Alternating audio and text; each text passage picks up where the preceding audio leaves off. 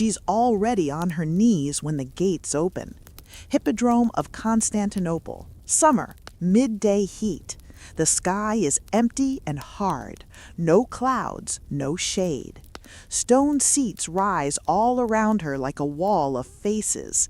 50,000 people are packed into those seats. Some are standing, some are leaning forward. All of them are looking at one point, her. Helena, 23 years old, born into a noble blue family, now kneeling alone in the center of the arena. Her wrists are bound in front of her with iron. Her ankles are shackled so tight she cannot stand, cannot turn. If you're drawn to real history, where innocence is destroyed in silence, comment where you're watching from and stay with me. The chain forces her into one posture, low, exposed, on display. She can feel the sand burning through the skin on her knees and palms. She has been here long enough that the pain no longer feels sharp. It feels distant, like it belongs to someone else. The noise around her never stops. People shout to each other, laugh, argue. They're not talking about races. There are no chariots on the track. They're talking about her, guessing what will happen, betting on how long she will last, trading rumors about what she did to deserve this. Helena does not know what they have been told. She was not given charges. She was not given a sentence. All she was told was to kneel and not move. Then the sound changes. Behind her, metal scrapes against stone. A heavy gate slides open. Voices shout in commands she cannot make out. There is the clatter of hooves on solid ground. Then the dull thud of those hooves hitting sand. The crowd reacts instantly. The noise rises like a wave, rough, excited, hungry. Helena twists as far as the chain allows. She cannot turn fully. She can only see out of the corner of her eye. Dust, movement, something large and dark. Then she hears it breathe, low, rough, close. A bull. They have brought a bull into the arena, and they are driving it toward her. This is not a random cruelty. This is not a simple execution. This is a staged moment, a message, and this is still not the worst part. The bull walks slowly, deliberate steps guided by handlers with ropes and poles. It is not charging, it is not confused, it is calm. The handlers keep it just far enough away that Helena can't feel it yet, only hear it, only imagine it. The crowd starts to chant now, not for her, for the moment they paid to see. Helena's breath comes in short bursts, her shoulders shake, her hands are trembling against the chains. She tries to think of anyone she knows in the stands, family, friends, people who shared meals with her. Are they watching? Do they look away? Or are they leaning forward like everyone else? The bull stepped closer. She can hear the sound of its breathing more clearly now, the weight of it, the power in each exhale. Someone in the stands shouts her name, not kindly. Helena drops her head. She does not know yet that this moment is not about killing her body. It is about killing something else. Her name, her standing, whatever future she might have had.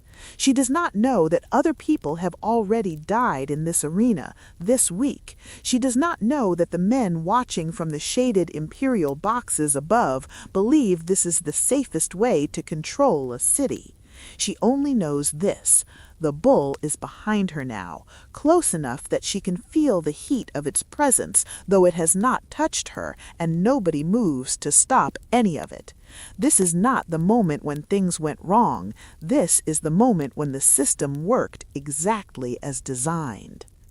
To understand why Helena's here, you have to understand what this place really is.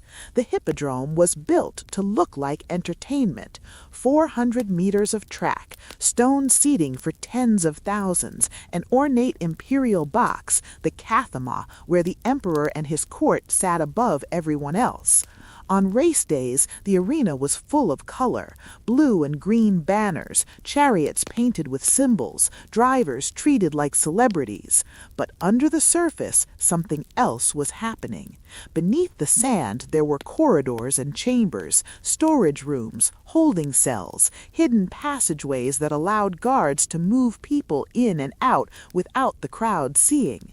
The Hippodrome was not only an arena, it was infrastructure, a place where the emperor could look down and see the entire city gathered in one space, a place where loyalty could be measured by where people sat, what colors they wore, how loudly they cheered, a place where obedience could be rewarded publicly and where disobedience could be punished just as publicly.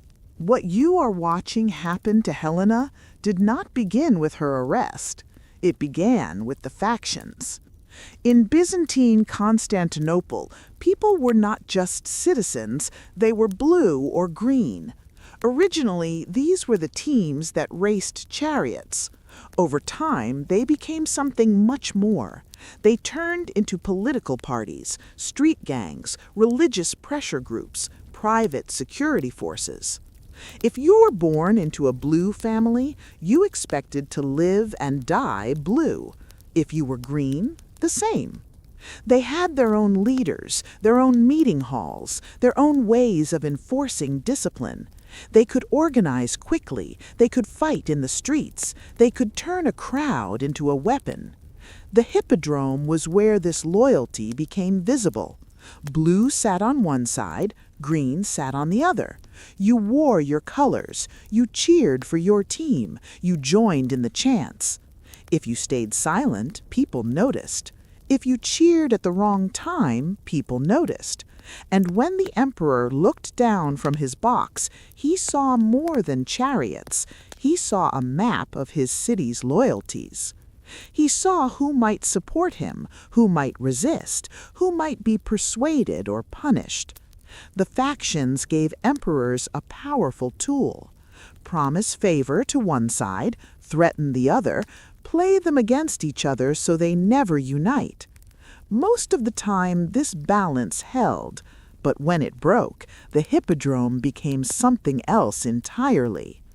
It broke in the year 532. Taxes had risen, religious conflicts had sharpened, resentment simmered in every district.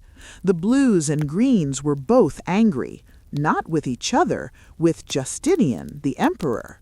For once they shouted the same word, Nika, victory. Not victory on the track, victory over the man in the purple robes. On January 18th, the Hippodrome was packed. Chariots were ready, drivers stood by. None of it mattered. The crowd turned away from the starting gates and toward the imperial box. Tens of thousands of voices merged into one chant, Nika, Nika, Nika. They demanded that Justinian dismiss corrupt officials, lower taxes. He did hear them, he just did not answer the way they expected. At first, officials were sent to negotiate. They were shouted down, forced to retreat. Then Justinian made a choice. He ordered the gates sealed. Every exit, every passageway that led out of the arena, locked. People only realized slowly. At first, the chanting faltered. Then it stopped. Confusion spread. Some tried to leave and found the way barred. Panic spread through the stands. They were trapped, not at a race, in a container with an emperor who had decided to solve his problem in the most direct way possible. Whatever you imagine happened next, the reality was worse. Justinian summoned his best general, Belisarius, a man who would later be famous for campaigns against foreign enemies. That day, his army's target was inside the capital, inside the Hippodrome. He entered through a passage beneath the arena with 3,000 soldiers, heavy infantry, shields, short swords, spears. No archers and no long-distance weapons. What was about to happen would be up close. The soldiers formed a line across the arena floor. Then they began to move up into the stands. The people trapped inside had no weapons, no armor, no training. Most had come expecting races, a day out, noise and spectacle, but not this kind. As soldiers advanced, some tried to fight with bare hands, some tried to climb the walls, some tried to break through the locked gates. They failed. Row by row, section by section, the soldiers moved with methodical focus. They were not there to scare, they were not there to injure, they were there to kill. By nightfall, somewhere between 25 and 35,000 people were dead. No graveyard could hold that number. The hippodrome itself became a mass grave. The message was simple: do not unite against the emperor, ever. The survivors carried that memory home. They told their families. They told their children. But while soldiers were killing the crowd, something else was happening in the stands. Officials were moving through the chaos with lists. They were looking for specific people, leaders, spokesmen, wealthy backers of opposition, and the families connected to them. Some of these people were pulled aside, not killed, not yet. They were kept for something more precise, more personal, more visible. The massacre was only one part of what the hippodrome was built to do. After the mass killing, the arena was quiet for a few days. Then it reopened. Races were not on the schedule. A different kind of performance was planned.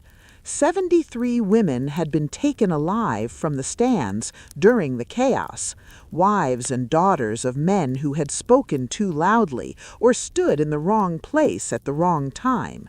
They had been kept beneath the arena. No proper beds, no privacy, little food, less water. By the time they were brought up, they were weak. That was intentional. The crowd that day was smaller, around 10,000, but those 10,000 had been chosen. They were loyal, they were influential, they would repeat what they saw. The women were marched out through the gates. 4 days earlier, many of them had watched the riots from the best seats, wearing fine clothing. Now they wore rough garments. Their hair had been hacked short or shaved, faces bruised, eyes red from lack of sleep. They were paraded around the track in a line. Guards walked on either side. A herald announced their names and supposed crimes, supporting treason, encouraging rebellion. Failing improper obedience. The crowd was urged to respond. They shouted insults. They threw what they had: rotten food, clouds of dirt, whatever could sting without leaving obvious permanent marks. The women were forced to complete the entire circuit of the track, 400 meters. If any fell, they were pulled back to their feet. They were not allowed to shield their faces, not allowed to speak, not allowed to look away. At the end, they were brought to the center of the arena and made to kneel. Their sentences were read: exile, confiscation of property, loss of status.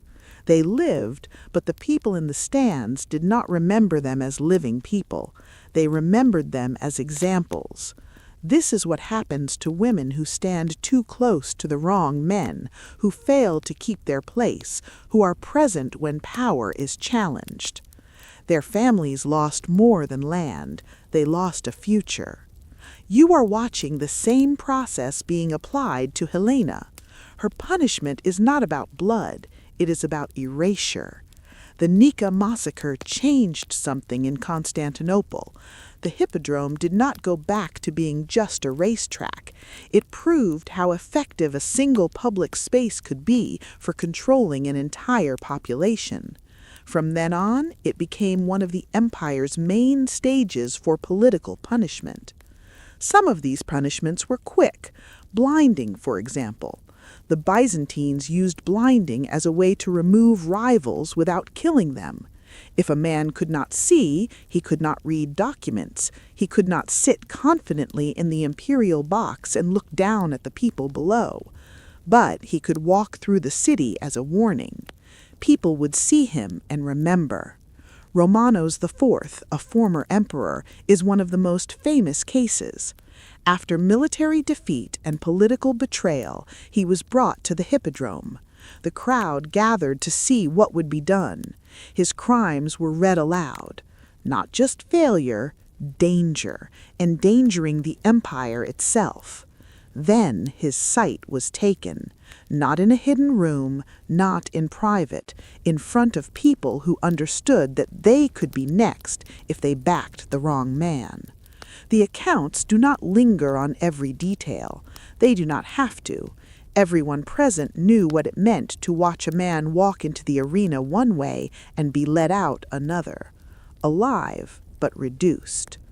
Blinding was efficient. The methods developed in the hippodrome went further. Sometimes chariots themselves became tools of punishment, not for winning races, for ending lives. A rebel or assassin might be tied behind a chariot instead of seated inside it, arms bound, legs secured. Then the horses would be driven around the track, not at full racing speed, slower.